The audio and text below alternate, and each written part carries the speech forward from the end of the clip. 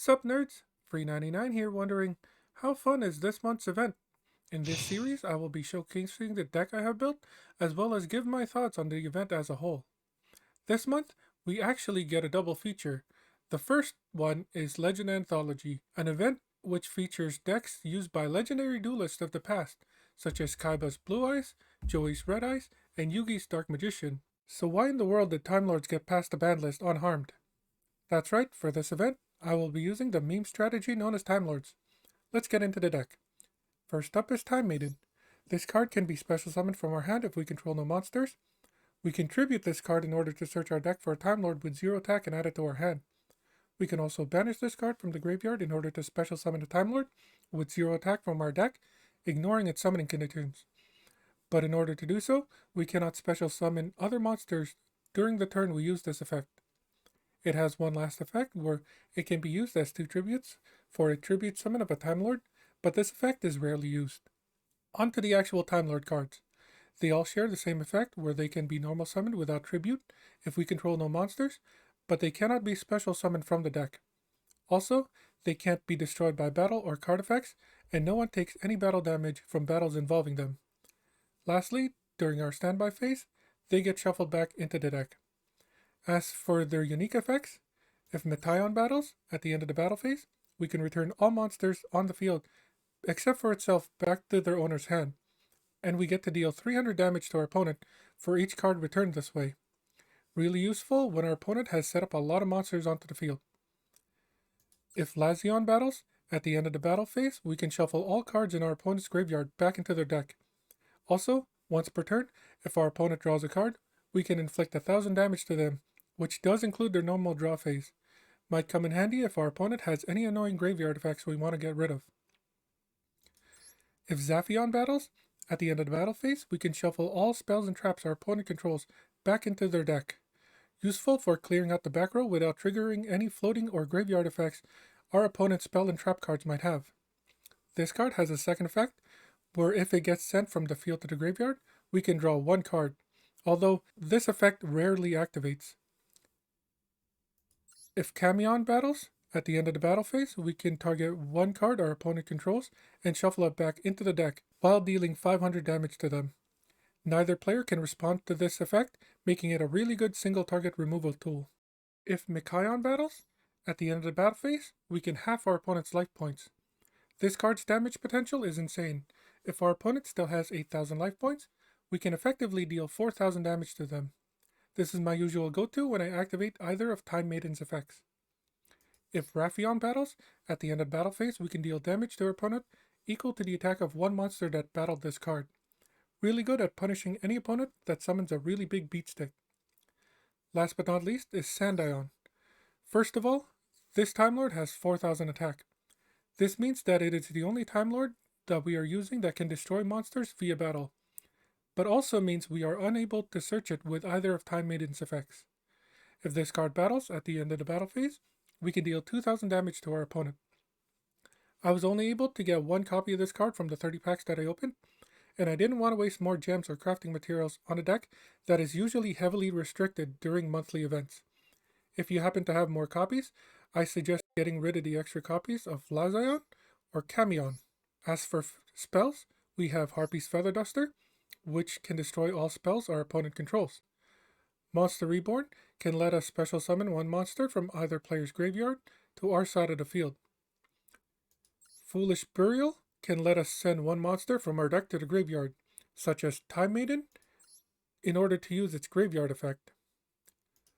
1 for 1 can let us discard a monster from our hand in order to special summon one level 1 monster from our deck. The only target for this is Time Maiden. Celestial Transformation can let us special summon any fairy monster from our hand, and wouldn't you know it, all Time Lords are fairy monsters. It will also cut the special summon monster's attack in half, so try not to use it on Sandion. Forbidden Chalice can let us negate one monster on the field and give it 400 attack. This is a quick play spell, so we are able to use it on our opponent's turn so long as we are able to set it first. As for traps, we have Dimension Wall. When we are about to take battle damage for an opponent's attack, we can activate this card to make our opponent take the battle damage instead. Lost Wind can permanently negate one special summon monster's effect on the field and half its attack. It also has a bonus effect where if it's in our graveyard and our opponent special summons a monster from the extra deck, we can set this card to our field to be used a second time, but it gets banished after the second use. Infinite Impermanence can be used from our hand if we control no cards, and it has the effect to negate one monster on the field till the end of turn. If this card was set before it was activated, then any spell or trap cards that get activated within the same column as it gets negated, which does include our own, so watch out. Lastly are the Time Lord traps. Empty Machine needs to be destroyed twice in order to be removed from the field. Once per turn, we can either send one level 10 monster from our hand to the graveyard in order to draw a card, or if this is the only card on our spell or trap card zone, we can target one Time Lord from the graveyard and shuffle it back into our deck to set one Infinite Machine from our hand or deck onto the field. All Time Lord cards are level 10, so we can discard any of them to activate the draw effect. Also, it's good to keep in mind that we will need at least 3 Time Lords in the graveyard in order to fully utilize the Time Lord traps. Next up is Infinite Machine. We can only activate this card by sending an empty machine on our field to the graveyard. Just like the empty machine, our opponent needs to destroy this card twice in order to remove it from the field. Once per turn, we can either special summon a Time Lord from our hand during the main phase, or shuffle back one of our Time Lords from the graveyard back into our deck in order to set one Infinite Light from our hand or deck onto the field. Lastly is Infinite Light. We can only activate this card by sending an Infinite Machine from our field to the graveyard. This card cannot be destroyed by our opponent. Neither player can target Time Lord cards we control with effects, and Time Lords cannot be shuffled back into the deck, which means during our standby phase, they will never disappear again. Once per turn, we can special summon up to 3 Time Lords onto the field, one from our hand, one from the deck, and one from the graveyard, ignoring their summoning conditions. This card requires a lot of hoops to jump through, but the payoff is insane. It has destruction protection and gives our Time Lords more protection that they already have. Onto the extra deck, we have one relevant card, Super Dreadnought Rail Cannon Gustav Max. This is a rank 10 monster that can be exceed summoned by using 2 level 10 monsters. As I've said before, all of our Time Lords are level 10 monsters. It has the simple yet powerful effect to detach one material from this card in order to inflict 2000 damage to our opponent. We don't actually need this extra deck card, but having it is great insurance. Use one if you have one, but if not, ignore the extra deck completely. With that, let's get into the games.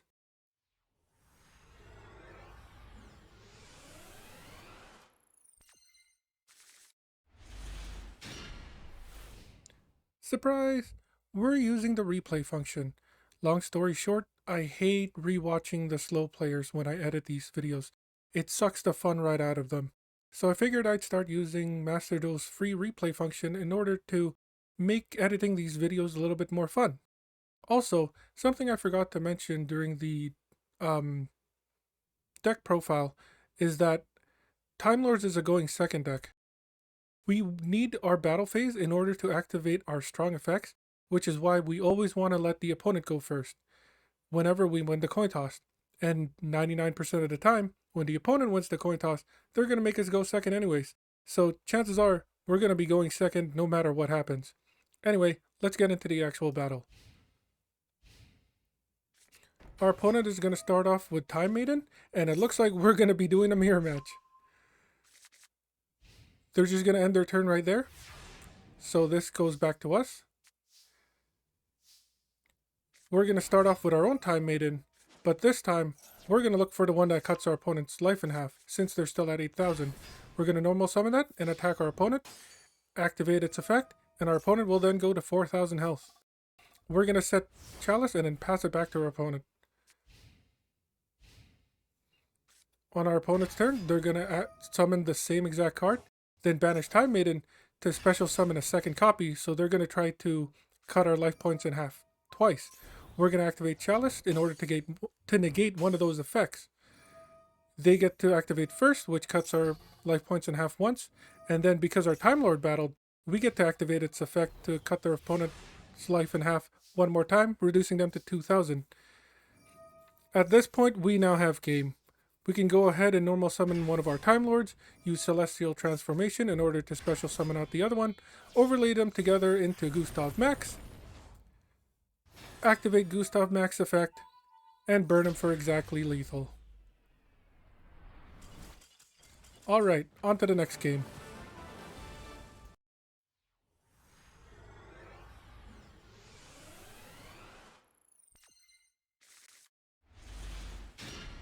Just like before, we're going second. Our opponent's going to activate Dawnwalker, which I believe special summons out a tuner from their deck. They're going to go straight into a level 8 Synchro, Hot Red Dragon Archfiend. They can special summon 2 Resonators onto their field. We really don't care what they're doing, as long as none of their cards will let us stop us from playing our turn. So we're just going to let them do their thing here. It's not like Infinite Impermanence. We could use Infinite Impermanence, but we don't really need to. And they're going to end there with a 4000 attack beat stick. Let's see what we can do on our turn. Let's go ahead and special summon Time Maiden. Use its effect to thin out our deck. Grab one of the Time Lords that can cut our opponent's life in half. Normal summon it. Go into the battle. And do exactly just that. Our opponent goes from 8000 to 4000. We're going to set a copy of Infinite Impermanence in case they have some way to stop our Time Lord's effects. And pass it back to our opponent. They're going to activate Harpy's Feather Duster. We're going to go ahead and activate Infinite Impermanence because we're going to lose it anyways. Harpy's is going to destroy a card. Our opponent then is going to activate Resonator Command on the Imperm column, which negates it, and they concede. Sometimes it's just that easy.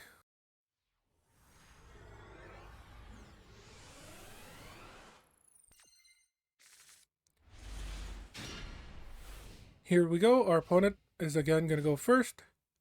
They're going to set 2 cards, pass the turn to us. On our turn, we're going to go for a 1-for-1, discarding the one that cuts our opponent's life in half to get a Time Maiden, thin out our deck. Time Maiden's going to activate in order to get the same exact card back from our deck. Normal summon this. We can activate Monster Reborn here to special summon back the one that we sent to the graveyard for 1-for-1. And this is lethal on board. We're going to go into the battle phase. It's a Blue Eyes White Dragon player. We're going to attack with both cards. They go from 8000 to 4000 and then 4000 to 2000. Main phase 2, overlay these together into Gustav Max. And then use Gustav Max effect to win the game. On to the next game.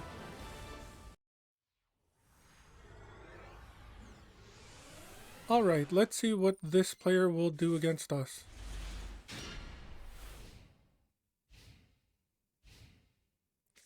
They're going to activate Preparation of Rites, showing us Illusion of Chaos, so they're absolutely playing a Dark Magician deck. They're going to activate Illusion of Chaos in order to search out Magician's Rod and shovel back 1 card from their hand to their deck. They're going to activate Magician's Souls here, sending a Dark Magician Girl. And I'm going to pause here real quick. 99% of the time I have faced against a Dark Magician deck, what they send with Magician's Souls is a Dark Magician and not Dark Magician Girl. Why they would send this and special summon Dark Magician Girl instead of the regular Dark Magician is beyond me. But anyway, let's keep going. Then they're going to activate the Fusion spell. And I guess this is why they chose Dark Magician Girl, because they already had a Dark Magician in hand. But it's still kind of weird that they went ahead and chose Dark Magician Girl when I'm pretty sure Dark Magician is the one that needs to be on the field or in the graveyard in order to activate most of their powerful spells. With these 2 cards, they're going to go ahead and fusion summon the Dark Magicians and then end their turn. Again, this is something else that is super weird because they went ahead and searched their deck for a, Magician's Rod, which could have totally extended their gameplay even more, because I'm pretty sure they haven't normal summoned during this turn. If they normal summoned Magician's Rod, I'm pretty sure they could have found any spell or trap in their deck in order to continue their play and possibly end their board with something so much better than just draw 1 card if I activate a spell card, and a Dark Magician girl that's basically a vanilla monster. But anyway, let's see what we can do on our turn.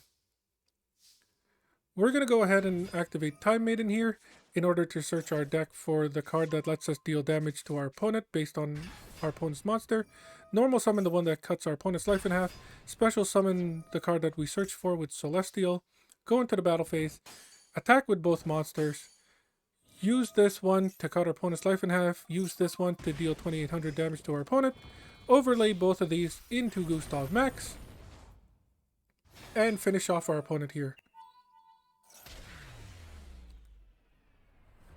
On to the next game.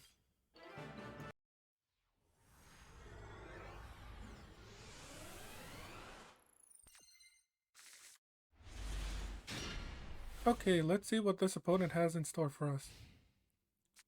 They're going to start with Bingo Machine Go. They're going to show us a Blue Eyes, a Chaos form, and a second Chaos form. We're going to give one of those randomly to their hand. They're going to activate Dictator D to send a Blue Eyes from their deck to the graveyard. Activate Chaos form in order to banish the Blue Eyes that they just sent.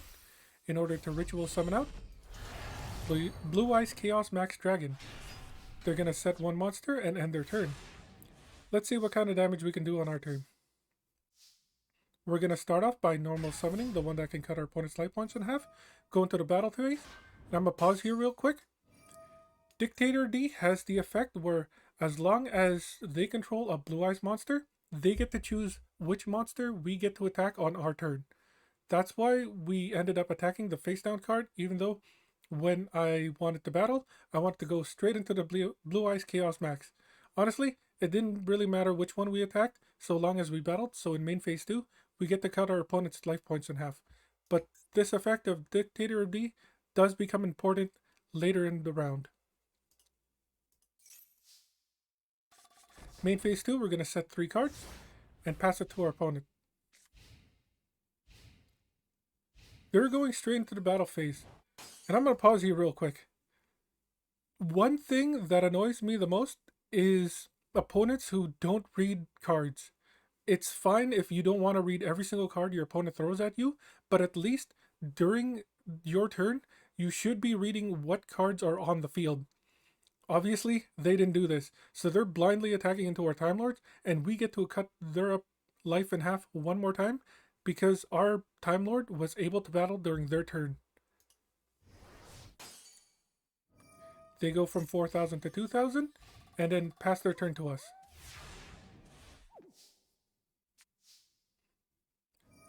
Our Time Lord is going to disappear back into our deck, but that's okay. We have everything we need. Forbidden Chalice is going to stop Dictator D. Time Maiden, we're going to use its effect to grab the one that can deal damage to our opponent based on their monster. We're going to head into the battle phase and use their own Blue Eyes Chaos Max in order to deal 4,000 damage to their face. On to the next game.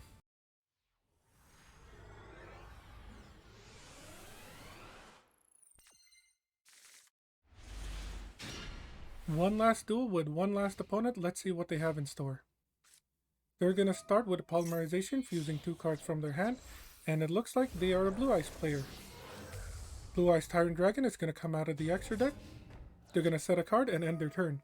White Stone of Ancients is going to activate, letting them get Abyss Dragon, which searches them a Chaos form from their deck.